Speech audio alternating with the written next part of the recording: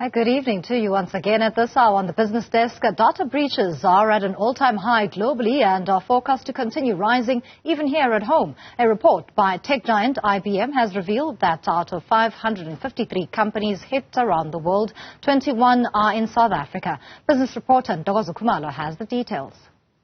Ransomware, phishing and keystroke logging. These are just some of the ways criminal syndicates are stealing data.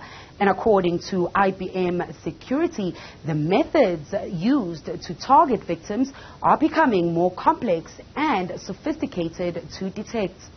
South Africa is in the top 20 countries vulnerable to attacks, with the healthcare and financial services industries the hardest hit. However, Trend Microsolutions architect for the Middle East and Africa, Zahi Ibrahim, says there are new emerging threats. We're seeing the likes of public sector, especially now as the election season is coming around. Another major risk to Southern African companies is an attack on critical state infrastructure such as water, electricity and roads. And those type of attacks will also come down and filter down to our region, because you're going to cripple the entire country's infrastructure by bringing down things like the oil and gas industries, water, sanitation, etc. Employees are not safe either. Hello? Hello? Have you ever received a call but no one speaks on the other end? That could be criminal syndicates stealing your voice biometrics, data that they can use against you and your employer. Zoho Africa Regional Head Andrew Bourne says Defects are the new threats.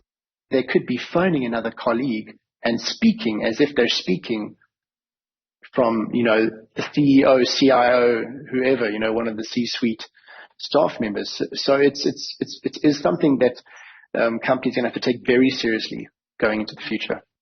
This scenario recently played out in the U.S., where a finance employee paid out $25 million to fraudsters after the employee was duped into thinking he was speaking to the company's chief financial officer.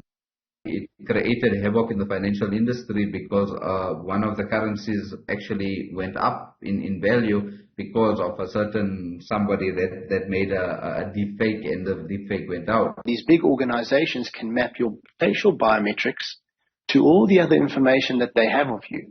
And that's what makes it such a more concerning, place that we find ourselves at this point. With the complex nature of the crimes, Foresight Holdings CEO says many companies choose not to report cases to the police. They stole your information or whatever. I don't know what the police will do with that. It's very technical, very complicated. And I think it's not, the people simply don't report it. He says there are measures organizations can take to protect themselves, like a homeowner would protect their home. But if there is a breach anyway, a recovery plan is essential. Backup and disaster recovery, because sometimes, these people can bypass all your gates and locks and monitors and whatever, and then you need to fall back onto a backup and a disaster recovery plan. Globally, organizations are standing up to protect their businesses, with the IBM Security report showing that more than half of the companies surveyed plan to increase their investing in cybersecurity. For Newzroom Afrika on Channel 405, I'm Ntokozo Khumalo in Johannesburg.